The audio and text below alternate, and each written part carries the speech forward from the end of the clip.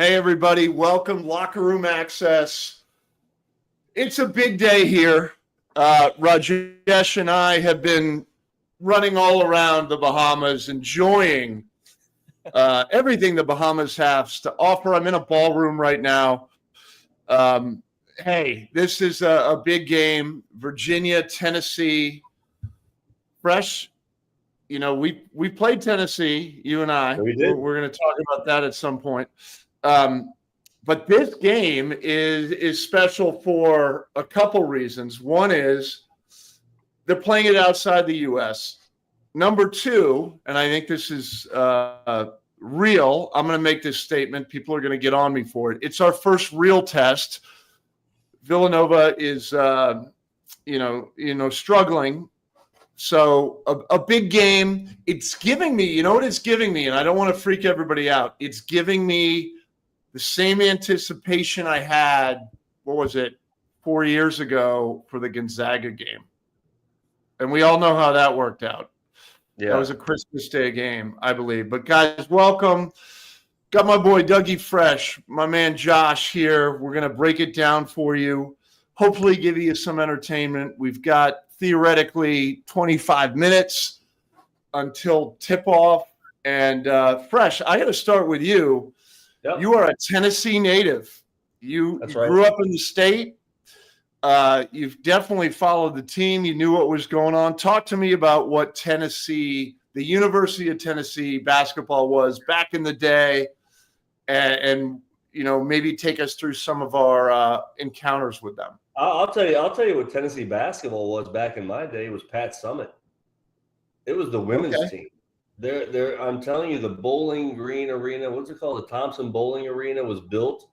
It was built because of Pat Summitt. She did incredible things. She was the first Dawn Staley, so to speak. And the men's team was kind of irrelevant, but a bunch of my friends went there. Jay Price, Fred Jenkins before me, a guy I looked up to from Columbia, Tennessee, that I watched play high school when I was in junior high, the whole thing. But I went on a recruiting trip. Me and Quincy, your boy, Yep. And they loved Quincy, and they should have offered Quincy. They didn't. And the coach, Don DeVoe, back then didn't even know who I was.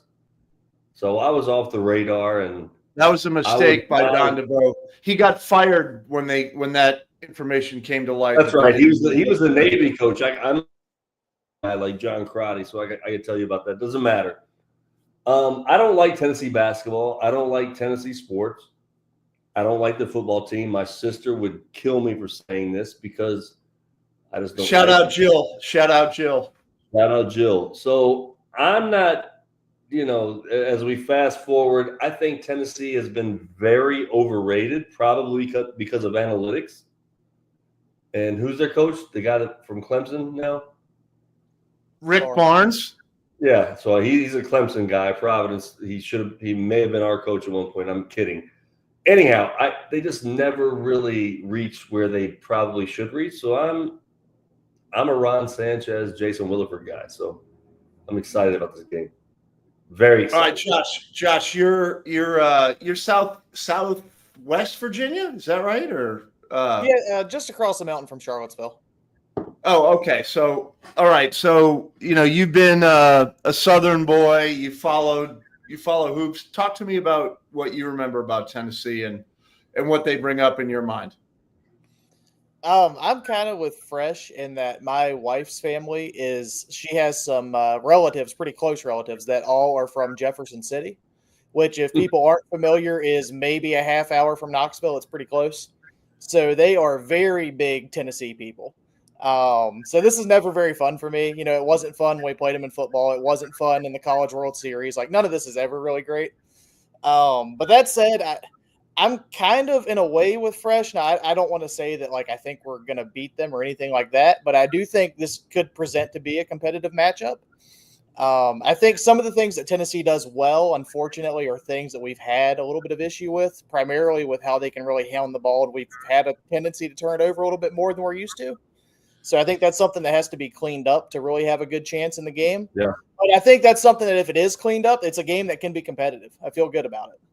Yeah, so I agree with you. I'll counter and say that Tennessee has had ball security issues as well, and they turn the ball over a ton. And I'll take the opposing view. I think they're pretty good, and I'm not going to break down the team and personnel, but I do want to talk a little bit about their coach, who Fresh was kidding about, Rick Barnes, who almost became our coach when Terry Holland retired. He was at Providence. But let me go through just a little bit about him, and then we'll turn it back over to you guys. So Rick Barnes spent a year at Mason, so he's got some Virginia ties. 7 years. Really? Mason? Yeah, he was at Mason for a year. I had no idea. Got hired by Providence, where he spent 7 years. And I think that's where he kind of burst onto the scene. And he was a real front runner for the job when Terry Holland retired. It was him and Jeff Mullins as the two guys that were mentioned. He then went to Clemson. Mike Montgomery from Stanford. Remember? Oh, yeah, he was too. He was. Montgomery was. I think they all made trips to – anyhow, go ahead. My bad, Hal. No, it's all good. He was at Clemson for 6 years, so he's got some ACC chops, which I always like. Then he went to Texas and had a ridiculous run at Texas, and I'll talk about that in a minute. And now he's been at Tennessee, but since 2015. So at Texas, so let's just go through some of his accolades here. I'm going to read from my list, my notes that I wrote. He's made 22 NCAA tournaments. 16 of those were at Texas. He was the 4-time Coach of the Year in the Big 12.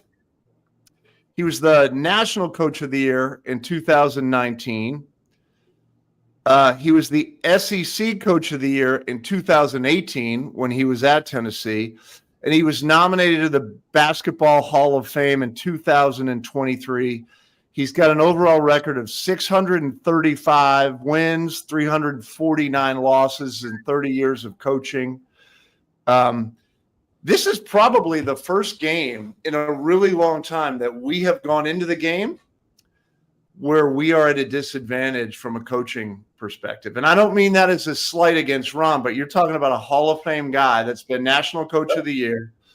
He's been 4 times Coach of the Year in the Big 12, SEC Coach of the Year. His resume is like ridiculous. I went on Wikipedia and was reading about him, and he's one of those guys that's been around a long time, and wow, does he have an impressive resume. I think one of his most impressive things is that he made, let me pull this up here to get this right, 14 straight NCAA tournaments at Texas. 16 of 17 years he went to the NCAA at Texas, which is like, ridiculous. He did have a guy named Kevin Durant for a year, so we'll give him that. But I can't remember a time where we went into a game where I said, wow, we're sort of the biggest mismatch might be in the coaching box right here. And that's not a slight on Ron Sanchez. That's a nod to Rick Barnes, who is a legend and deserves some accolades here on our podcast. Fresh, did he recruit you at any point? Rick Barnes, no. And I think if he would have become our coach after mine and your first year, he probably would have kicked me off the team. And I would have transferred to Arkansas State and went on to become an All-American at Arkansas State and whatever. No, but not at all. I never knew him. And I remember the Clemson. I forgot about this Clemson stint. That kind of brought him into it. I thought he was I didn't realize he was so good at Texas. Yeah, he has a ridiculous record. When he was there, he wasn't great. But when you look back at it, all these tournaments they made and these things and, that whole thing. But so I'll tell you something about him I do know. He is extremely hard on his point guards. And there was a kid there a couple of years ago who went he got drafted late second round NBA. I forgot the guy's name, but he was like, Coach Barnes just kills the point guard. So they have a point guard that people like. He's from Long Island. Yep. What's his last name? Josh? The point Midler. guard? Yeah. And I looked him up today, and he's on all these All-American preseason lists. I don't think the guy's an All-American. He makes some kind of like long shots, lucky shots. I'll see. I haven't watched him enough. I shouldn't say it because they're kids and all that. But I'm very excited to watch him as a point guard, a 5'9" point guard, by the way, which is only 5 inches taller than Kihei was.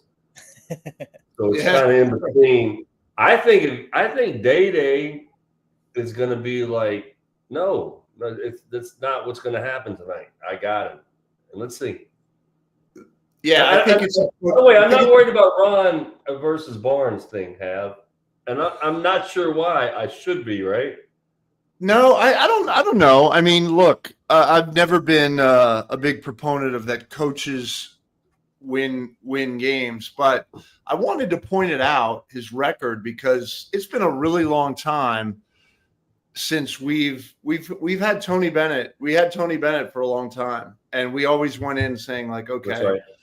Our coach, we have an advantage because we have Tony.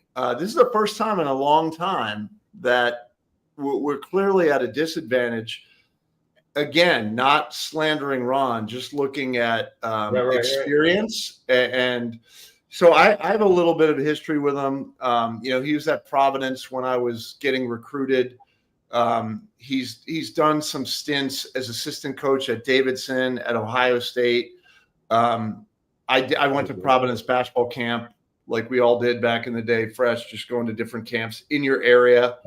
And the best. So, he is a legend, and I wanted to take a minute to point that out. And we'll get to the matchups here, and Josh will preview the team. But I think this is the first game in a really long time where I'm looking at the other coaching box, kind of checking their box, saying, okay, they have an advantage.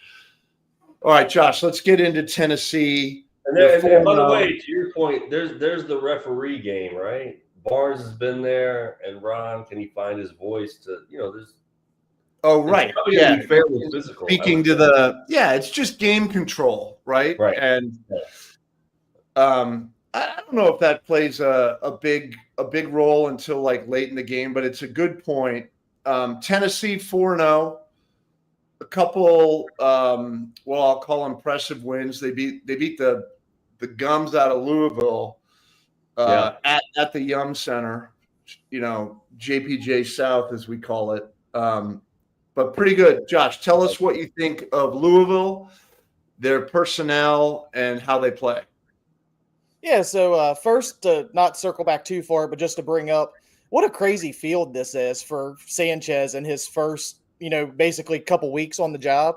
I mean, not only does he have this game that, we're talking, okay, he's already at disadvantage, but no matter who they play tomorrow, it's either Scott Drew or Rick Pitino.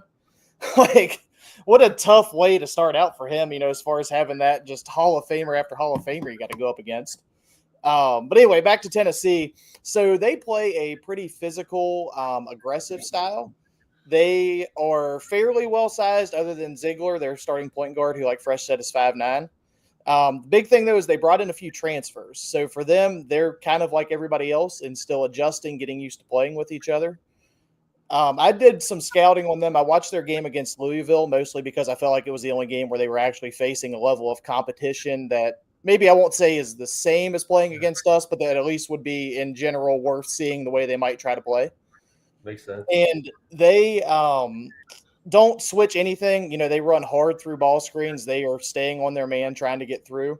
Their guards are extremely aggressive in not, like a full double, but trying to reach in and swipe for the ball. Anytime, you're getting in the lane, anytime there's a screen set, they'll poke at it. Anytime they goes to the post, they're not afraid to step down and reach in on a big guy. So this would be one where if we can keep shooting the ball well, we could really make them pay for stepping in on stuff like that. As far as matching up goes, I'm kind of on the other end away from Fresh. I worry about matching up with Ziegler. I think he's extremely talented. That being said, though, he is 5'9", so, hopefully that's something where Day-Day has a little bit of a size advantage. Hopefully he can keep up with him speed-wise. Their other guard, too, is the one that kind of worries me a little bit more. His name's Chaz Lanier. Yeah. He's a COVID year senior. He came over from North Florida. but that guy is just an absolute bucket. I mean, he can score. Isn't he from Nashville, Chaz? Heritage? I don't know. Is he? I don't know that much. All right, pay attention, Josh. I know this. Sorry, I didn't dig into his birthplace, but no, I'm kidding. Anyway, just watching him though. I mean, he can score from anywhere. Like he can pull up from three. He's good at. He's 6'4", but he's got a pretty sturdy build, and he's a fifth-year guy, so he's pretty well developed. Can get inside. He shoots from the mid-range. Has a really nice mid-range game. But he's just all around going to be able to score. So the way that they line up with those two and with Meshack, I think is how you say his name. That's another about 6'4" guard that they play in their backcourt. I kind of think in this game we might see the first switch in the starting lineup, not due to injury. I kind of think this would be one if they wanted to run Day, IMAC, and then have Rhodey kind of playing that third guard. I think it'd be a good spot for it. Yeah, shooting. Yeah, I want IMAC off the bench. I'm sorry, Rhodey. I love him off the bench. We saw it last game. There was no pressure. He came in and he did his thing, and I want him off the bench. But you might be right. We'll see. Yeah, shooting, two really good shooting teams. They're both ranked really highly. We're on fire. It's sort of like weird to be in this position as a UVA fan. What are we like? We're 7th in the country. Tennessee overall field goal percentage #1 in the country, and they're like very highly ranked in the top 20. Huh? No, I just said wow. I had no idea. Yeah. Overall field goal percentage, they're #1 in the country. Both squads can fill it up. Here are my concerns. So one, first of all, I think it's appropriate during this Thanksgiving week. They call it Feast Week for college basketball. Tons of college basketball. I guess the game went into overtime. That is ahead of us. So there's no better place to play a Feast Week game than a hotel ballroom because think about that. They're playing literally. I watched the feed, the social media. They were shooting around. The ceiling looks like maybe a 3-pointer could hit the ceiling. It's a weird venue. Fresh. We played in everything from high school when we were at UVA. From high school gyms to Carrier domes and big places. Do you think the shooting is affected by this weird setup, or once you get on the court, you just play and it's basketball? I think it depends on the basketball more, the ball, the baskets, and the floor. So if the floor is just put in there and it's very different, that could be tricky, right? I always remember when like a high school gym, it was once we got to college half, remember we're playing in arenas, we'd go to a high school gym, we couldn't miss. Yeah. So I think it's pretty good for that. Okay. But I agree with you. This place is very strange.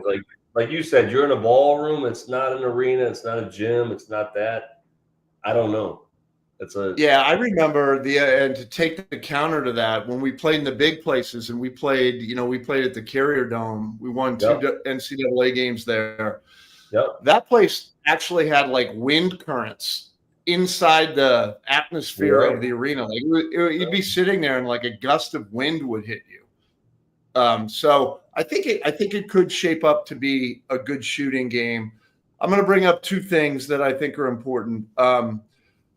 The first is, we've seen Kofi come off the bench very quickly in all of the games. He's the first guy usually in.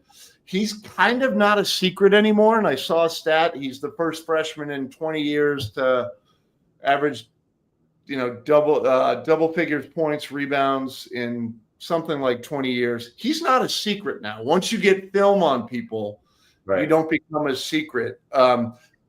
Josh, do you think he has the kind of game that we've been seeing out of him, or is this a little bit of a freshman correction, return to earth? Yeah, I think it's going to be a little bit tougher for him, mostly because they do play such a good physical defense. And the one thing on him that I'm not fully sold on yet is his handle. I think he's a pretty good passer. He's definitely a high energy, aggressive player, and he's a pretty good shooter too that we've seen so far. But I think if he's really forced into having to put the ball on the deck a little bit more, he might struggle some.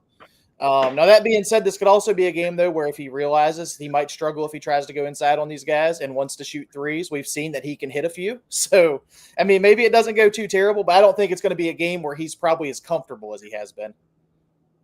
Fresh, I want to come to you now. Thoughts on Kofi? He's obviously played really well.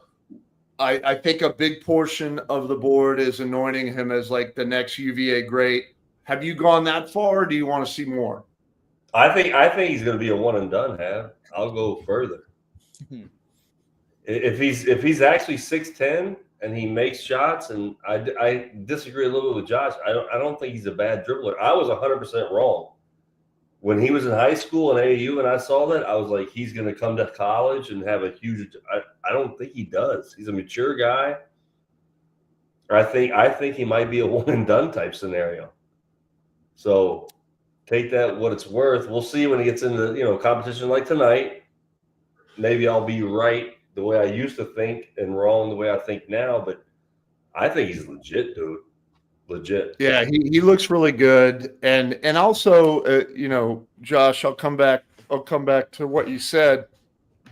I don't really care that much if a 6'10" guy doesn't have a great handle, but I know what you're saying. And that's something he could probably work on. All right, I want to get to, I think, an important topic. Igor, right? Igor, we saw Igor. He never really played. He didn't really play that much for us. He showed flashes, all that. I believe he played behind Cody Statman. That's lived on in infamy as one of like Tony's maybe blind spots there. As a player, Fresh. And Ron mentioned in some articles that they've been texting back and forth, like friendly stuff. Like, how bad does Igor want to bust our ass tonight? Oh, as you know, very badly. And it's not Charlotte, right? He's not playing at Charlotte against UVA. He's at Tennessee. So he's from Poland, right? I you think go he's from Poland to Charlottesville to Charlotte to Knoxville. So he finally landed where I'm from in Tennessee, and that's where you're empowered because God's from Tennessee, as we know.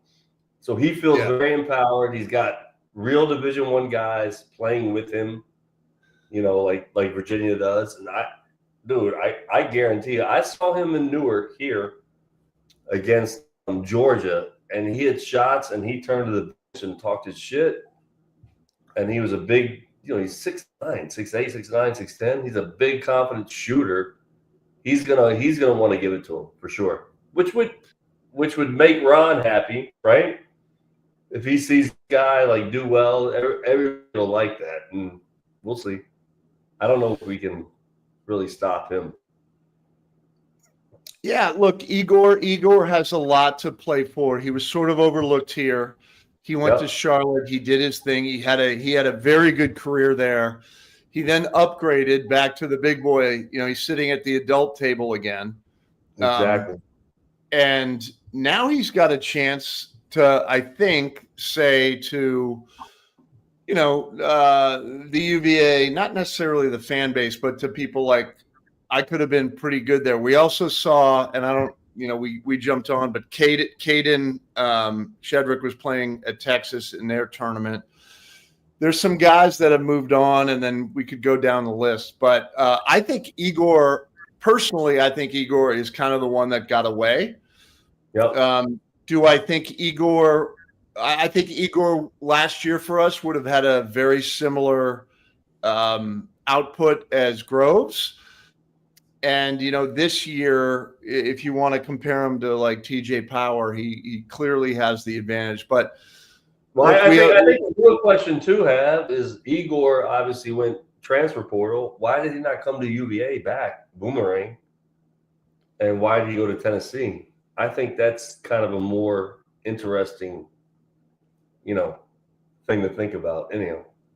Yeah, no, I get it. And I think it's hard to come back to the school you left. I think that would be hard. And especially if your former coach was there. So I think it was probably a good idea for Igor to go there. I just know, like, personally, I liked Igor from the start, and you could go back, in the podcast where I was saying I think that guy might play in the NBA once he gets really focused on developing that. But who knows? He's either going to have. I think it'll be binary. He'll either have a really great game where he sticks it to us, or he'll have a game that's unimpressive, and then we'll feel better about ourselves. But he's a good player. All right, Josh, back to strategy. The big story coming out of the Villanova game: Rhodey on fire, IMAC on fire, Kofi good all around game. I'm going to isolate IMAC and say, yes, we've made changes to the offense. You saw him flying around screens and taking some shots that I don't think he would have taken if Tony was there. Does that continue tonight, or does Tennessee do enough to really say, you know what, we can't let him get going? We'll live with the results if we keep IMAC in check. Do you think that's the strategy? Yeah, I think for Tennessee, they're going to have more of a strategy, almost completely opposite from what Villanova was doing. Villanova was dropping their coverage on a lot of those screens, letting him dribble around, which I think it was Zach Gary, shout out our former guy, that posted that last year IMAC only had 4 threes that were taken off of a dribble, meaning like unassisted. So for him to be, completely willing to do that for the game was great. But I do think that they're going to kind of change their way around. We'll wait on Have to finish, but yeah, no, it was kind of baffling to see yeah, the drop coverage, whatever you guys call it, going under screens. But Nova didn't even go under screens. They just backed away. Yeah, they backed way away, which was so strange. Yeah, and it got even weird. Was not a bad 3-point shooter last year. He was like a top 5 guy. Yeah, it's just the fact they kept doing it was what kind of baffled me. Like, I would have thought at some point they would have tried to rush one of those screens and try to put some pressure on him instead of just letting him keep getting good looks. Well, I do think one thing, it happened so far out comparatively. It was pretty far away from the basket, so maybe they were like, you're 35 feet out, I'll go behind it, whatever. But they just never caught up, and Isaac went back to his high school shooting form. Shout out Dave the Wave, who called that. Yeah, that's true. Oh, we're in 2 overtimes. Oh my god. Yeah, it's going into double OT. All right, I can't. But no, I do think they're going to try to blitz those screens more. I think they're going to rush him, put pressure on, and try to get the ball moved. What does blitz mean? Hold on, Josh. Let's go. What does blitz a screen mean? Tell everybody what it means. I don't know. Kind of in a way like how we hard hedge, but I think they're going to be more aggressive in trying to get the ball than we generally are with a hedge. Usually we kind of body and wall off trying to eliminate lanes. I think they're going to be more active in trying. I mean, I think if somebody comes up from a screen, they're going to go straight to the ball trying to get it. And I think it's going to be a tendency going up to the screen to get the ball. I don't understand. Okay, so like instead of a defender dropping back, right, like we saw in the last game with Villanova, I think they're going to come up, like how we would hedge, kind of the same way. But I think they're going to stick to it with a physical style and try to get him uncomfortable. Whereas a lot of times we'll hedge, kind of as they retreat, we back off and reset. Okay. The other thing, Fresh, and we've talked about, there's different strategies now. When you look at the Villanova game, when they were doing that, we've got. I feel like we have to flex on that hinge screen. Don't you think we should be flexing more aggressively on the hinge? What's the hinge? I don't know this terminology. Have. Oh, all right. Bring it back to the 90s. No, all right. So how Anthony Oliver, when we played, and by the way, it was way more physical. You could hold way more back in the day. Now they call it, and I think kids are uncomfortable with the contact compared to. I think they're more highly skilled. But how Anthony, instead of going under screens, would basically foul you to get over the screen every time. Yeah. Which I lived with for a long time in practice. You just slap him. You smack the guy. I know. Yeah, you force your way through there. Right. I think they're going to do that. So I think that Tennessee is going to be really aggressive, as Josh said, about getting over the top of the screen and not. And if they have to go under, they're going to basically hard hedge or blitz it. Well, that goes back to your point about Rick Barnes being a veteran coach for whatever he is, 30, 40 years, right? He can identify that stuff. And I saw a quote by Isaac McNeely today saying that we're focusing on getting back against Tennessee because Tennessee's a great transition team. And somebody said they're not a transition team, whatever. So these guys are preparing, right? Ron's preparing, Rick Barnes, whoever he is, he's preparing. And Isaac McNeely's not a secret in college basketball. No. He can shoot it. And he showed us a display. He showed us displays last year. So guys like Rick Barnes will, have. When I became pretty good at shooting threes my last 2 years, and I'd come in the game and Gary Williams would just say, don't let Smith shoot threes. Yeah, it changes. Johnny Rose is 6'6" at Maryland, guard me, and I'm like, Johnny, leave me alone, man. Like, Corey's better than me. Like, let me shoot. But if they decide not to do it, it's tough to shoot them.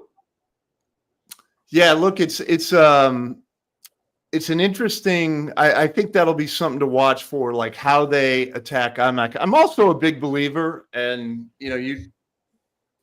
I would love us to remain hot. In terms of our shooting, but I'm also a big believer in kind of the law of averages. I'm a little bit worried that they just say, you know what, let's let Rhodey have another great game, not IMAC. And let's talk about Rhodey. By the way, we'll do the golf clap for Rhodey. Like what a great game. I think that was by far his best game. Yeah, little golf clap. By far his best game. Obviously he knocked his first one down that he got, a little bit hot. What I saw, and that, and Fresh has been beating the drum really hard on let's take the interim off of Ron. I disagree with him, and we have our debates about that. But I got to give Ron credit for one thing, which I think is pretty unique, is that there is definitely a freedom now that didn't exist as of a month ago. And I think the most prime example of that is Andrew Rhodey with those floaters. Like, he wasn't taking those last year. Those floaters, and one of them was a floater from the foul line or just inside of it. I was impressed with the freedom that they played with. Yes, there's some new offensive sets, and they do the dribble handoffs and all that. But DHO, yep. I like how they are playing a little more freely. Josh, you've seen that. What are your thoughts? Yeah, I think the same thing. We kind of both hit on this on the forum. I think it was yesterday we were talking about it after Cuts' last piece. The way I worded it from what I've seen is, to me, it feels like Ron is playing to win these games. And I honestly had thought for the last couple of years that Tony, in a way, was playing not to lose. Now, that said, I will defend Tony until my last breath. Like, he's my all-time favorite. There's not much I could say that he's done wrong. But I will say there were times that when things got tight, it was like he was valuing who's not going to make the mistake over who would make the play. Trying to minimize as much risk as possible as opposed to maximizing the reward. Yep. And I think that Ron has done a great job of kind of flipping that and going the other way. And, I mean, it's paid off, so it makes them look genius. If maybe some guys miss some shots here and there, it wouldn't look so good. But right now it's working, and I love it. So it's been great so far. I kind of think, too, a guy like Day probably wouldn't be playing as much. Kofi, I feel for certain, wouldn't be playing as much. That's true. To a lesser extent, Sharma, I don't think would play very much if Tony were still in charge. And not saying, there's right or wrong to that, but I'm saying what's working so far has been working well. And the team seems to be pretty happy. I mean, for a team that kind of got its world flipped upside down on them, 2 weeks before the season started and had to regroup, they seem pretty confident. Like, they look like a pretty good group together. So I'm kind of liking the way it's playing out for them. All right, let's get into game prediction. Then we'll let everyone, fill up their bowl of chili, grab a beer, and get ready because we'll be tipping shortly. Fresh, Tennessee, Virginia. One of the greatest shots in Virginia basketball history was hit during this rivalry. I believe it was the NIT in 1993. But 1992. So just if anybody can go back, we made the NIT, Brian Stith and Anthony Oliver's senior year, 4th years, as we say, and we should have been in the NCAA tournament. Doesn't matter. Our second round game, we played Villanova over spring break. Second round game at the end of spring break, we were back in Charlottesville, and the place was packed. And it must have been a free thing, like just all the students going crazy. We demolished Tennessee. Allen Houston, Jay Price, a bunch of my boys I grew up with back then. And during the game, I came down the break. I dished it to Chris Havlicek on the left side. He came down and he did an up and under like Michael Jordan, and the shot is in infamy. I heard about that shot for the next 2 years, and I got so annoyed by everybody saying, "Did you see Chris Havlicek's shot?" Yeah, what about that? I have 2 career highlights. That's the main one, and I was on George Michael Sports Machine. But let's get to predictions. Fresh, hometown state versus your alma mater. Who do you like in this one? And give us a score. I'll write it down so we can check back in. You know what? I'm going to go simple, 60-50, University of Virginia. What's the over/under tonight? Vegas, it's like a 10-point. I think it's right around 10, right? It shot up to a little over 12. I think it was 12 and a half. But, yeah, 60-50 UVA. Score was at like 126. Okay. Josh, what's your prediction on score and winner? I think that I usually don't pick against Virginia because who does that? But I'm going to change that strategy up a little bit here to see if it goes better. Okay. I think they're going to keep it close enough that we come away from this thinking, hey, we might actually be onto something with Ron, more so than we have so far because we see it against a legit competition. I'm going to go, and I'm going to throw this in too real quick. Tennessee has the numbers as far as being a good shooting team. But that said, I truly think they're a very opportunistic shooting team as opposed to being a great actual shooting team, if that makes sense. Thank you. Yep. So their last 2 games, I'm going to pull the stat up real quick just so I don't get it wrong because I think it's important to know. So their 2 games ago, they played Montana. Obviously, Montana's not great. They scored 92 points. Of that, they only hit 9 threes. Game after that, they played Austin, PA, which, again, not a good team, but they scored 100. P for the record, not PA. That's how you say it, P? P. Yeah. Okay, anyway. Austin P, though, they scored 103 points. If you guys had to guess how many threes they made in that game. 7. All right, so now what's your score prediction and winner? Sorry, running that long. They only hit 5 threes, though. So, again, I don't think they're 7. I'm not bad at this. Not far off. But anyway, So that said, I don't think they're really going to go crazy on us. I'm going to say they're going to win, but it's going to be 68-62. Ooh, I like Tennessee, right? Yeah, Tennessee. Yeah, 68 Tennessee. Yeah, so I agree. I agree with the score. I'm going to say, and I normally always pick against UVA just to balance out our studio show here. I think UVA is going to win. And I say that with great trepidation that if we win this game, there's going to be, led by Fresh, there's going to be calls to like name Ron right after this game as the full-time coach. I think we're going to win 65-62 UVA. I think we continue to play well. I'm looking also for a breakout game from someone we haven't heard a lot about, TJ Power. I think TJ, if he gets his shot, he's in that small environment. It's going to feel like a high school gym. He might shoot well.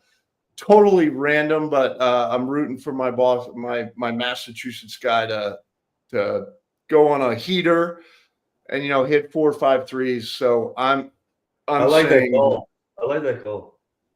Yeah, I think it's a shooter's ballroom here. But come join us at halftime. We'll be back. Locker room access, Virginia, Tennessee tipping off. I don't know where they are because I don't have my TV. Oh no. All right, we'll see. We'll see you at halftime. Thanks for joining us. Go Hoos. Well, who's? Go Hoos.